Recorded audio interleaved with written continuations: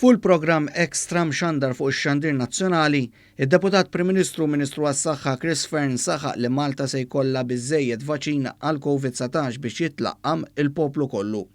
Fearn spjega li jekk l-affarijiet jibqgħu sejrin kif huma, il-vaċin se jasal f'pajjiżna fi ftit tal-ġimgħat oħra fejn uħud mid-dożi jaslu millum għal għada bl-ajru u oħrajn jaslu f'temp ta' 4 ijiem peress li l-kunsinja trid tiġi bil-baħar minħabba t-temperatura speċifika li tkun trid tinżamm fiha.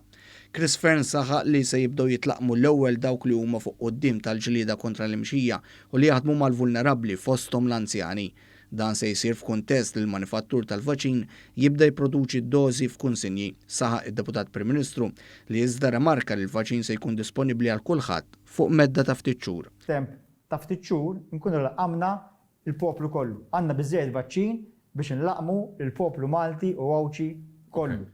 Chris Fearn innota li meta 11 sen ilu kien hemm il-pandemija tal-H1N1, Malta kienet baqgħet l-art fejn jidħol il-vaċin għal dik il-marda minħabba li hija pajjiż żgħir u s-suq huwa żgħir iżda waqt din il-pandemija tal-coronavirus, il-Gvern Malti kien pionieru mal-Unjoni Ewropea saħaq li pajjiżna u stati membri oħra jieħdu l-vaċin flimkien ma' pajjiżi oħra kbar Ewropej.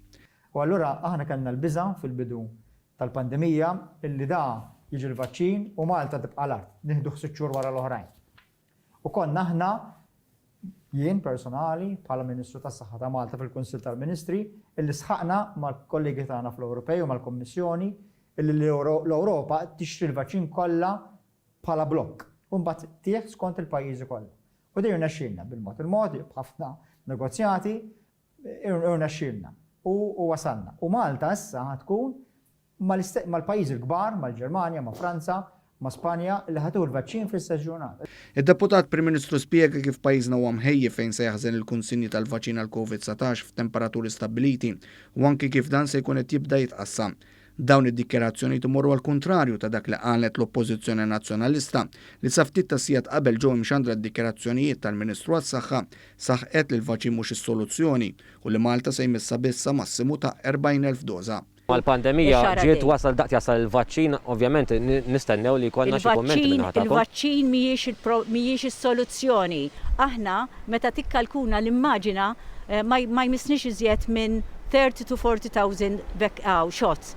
Intant id-Deputat Prim Ministru nota li pajjiżna għandu rata ta' mwiet baxxa ta' 1% ferm inqas minn pajjiżi oħra bħal Spanja u l-Italja iżda saħal li kull mod tnikket lil familji lil ħaddiema u l-awtoritajiet. Spjega kif mir-rata ta' testijiet li jsiru fil-waqt li f'pajjiżi bħal Polonja hemm 45% li mit-testijiet jinstabu pożittivi għal COVID-19, f'Malta jinstabu biss 4% pożittivi għal virus. Din ir-rata ta' infezzjonijiet f'Malta hija fost l-aktar baxxa fl-Ewropa. Għalli għal dawn l-aħħar xahrin inżammu numri stabbli li mqabbla ma' pajjiżi Ewropej oħra huma baxxi. Innota kif il-Gvern ħa pass prudenti li żamm l-istabbilimenti tax-xorb u l-gażini magħluqin sal-bidu tas-sena d-dieħla billi GSTs avviż legali u appella responsabilità anke fi żminijiet ta' festi jekk kif ninsabu pass il-bogħod mill-vaċċin u mistennija naraw l-affarijiet jirritornaw għan-normal sas-sajf.